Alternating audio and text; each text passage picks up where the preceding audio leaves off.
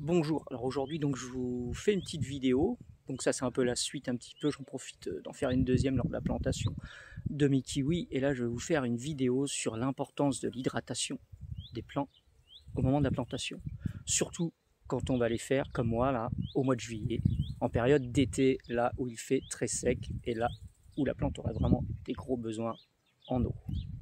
C'est parti. Donc, vous voyez, comme vous pouvez le voir, donc, mon trou a été fait. J'ai rempli avec ma terre de jardin dans laquelle j'ai mélangé du fumier de cheval et de vache. Qu'est-ce qu'il me reste à faire?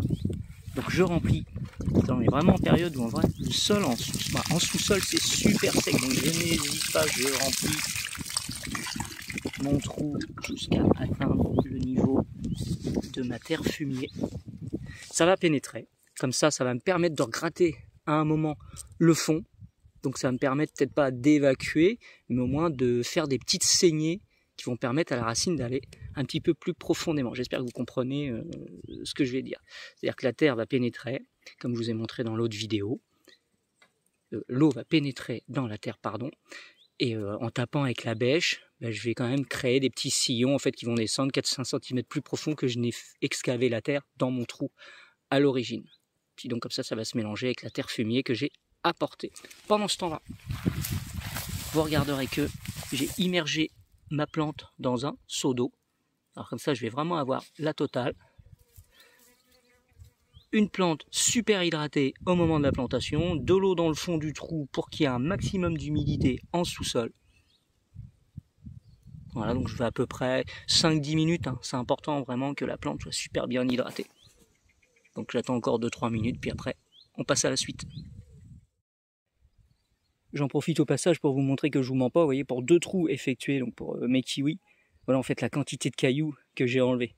Donc quand je vous dis que j'ai une terre très caillouteuse, en voici la preuve. Allez, on passe vraiment à la suite maintenant. Donc ça y est, passons à ma plante. Alors, déjà, rien qu'au poids, on se rend compte qu'elle est gorgée d'eau. Je tape. Alors, mes racines sont pas serrées, donc il n'y a vraiment pas besoin de les détasser. Je risquerais de faire plus de mal à la plante. Vous voyez, ça goûte encore. Voilà, je positionne ma plante. Déjà très important en fonction de ce que je veux faire au niveau du palissage. J'enlèverai tout à l'heure le bambou, parce que là il me dérange. C'est pas facile de filmer puis de faire tout ça en même temps.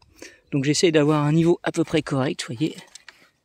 Là mon niveau, il est à peu près ici, je suis à peu près 1 cm en dessous du niveau fini de la terre. Mais vous allez comprendre pourquoi derrière.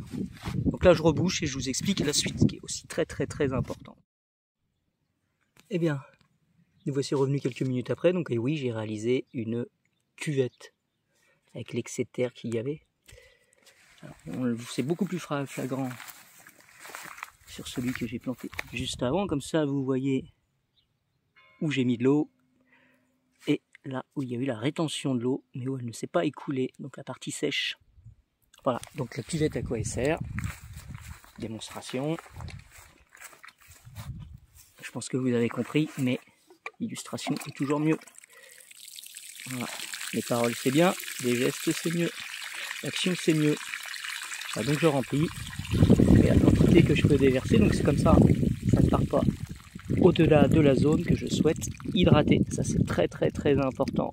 Moi je suis sûr que ce qui va stagner ici, et ben ça va descendre au niveau des racines de ma plante et ça va se faire tout doucement.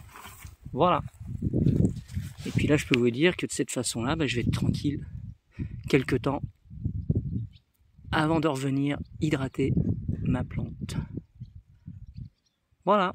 Alors j'espère que cette vidéo vous a plu, vous avez le droit de liker.